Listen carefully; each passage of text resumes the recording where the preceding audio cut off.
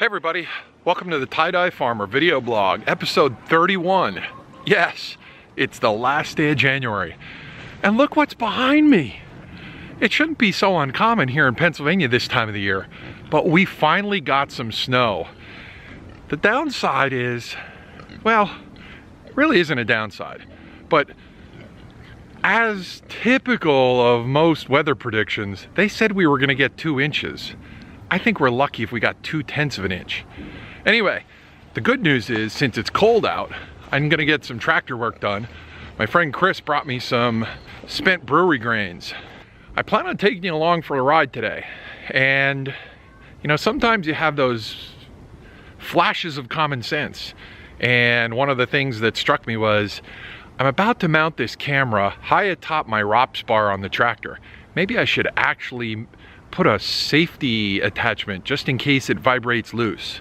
So I'm going to take some pictures of that with the iPhone as I'm getting up there and doing some different things. But we're going to take you along on a ride on the tractor and hopefully move some grains today. Well, the reality is this didn't work out all that well. The mount actually has a lot of vibrations in it. That's actually why the video looks kind of out of focus. It's not actually that there's bad focus, it's actually that the camera is shaking an awful lot. I did manage to get the grains off of the trailer and dumped, and Chris also brought me 5 barrels, so threw the bucket back on and moved them to the backyard. The good news is, well, the mount works. It's just, I'm either going to have to modify it a little bit or look at a different location for it.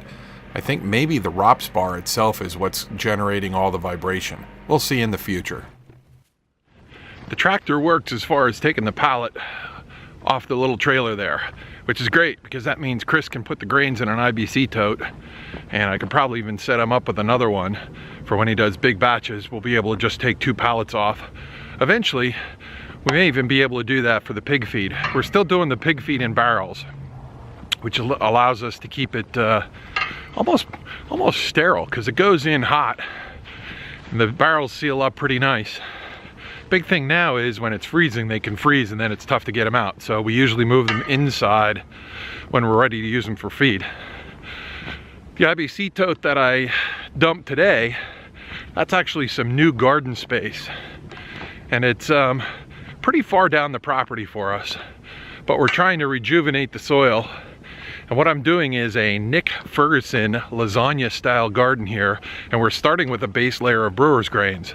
So right now, I'm just filling that whole area with a little bit of brewer's grains, and then we're gonna do some compost and some wood chips and some other things along the way.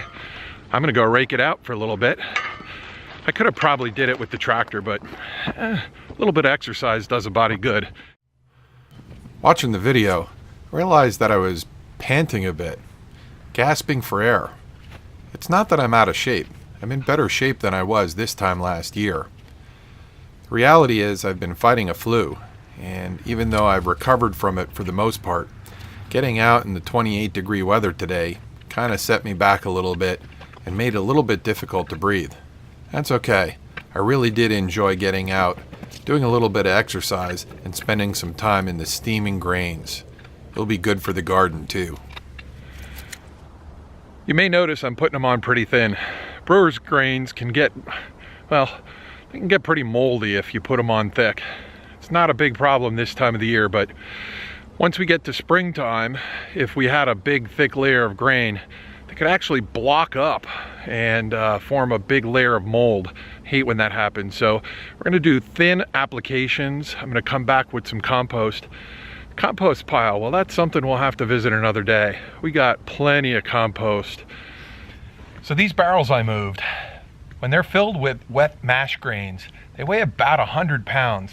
Maybe a little less sometimes, 80 pounds, but they're pretty darn heavy.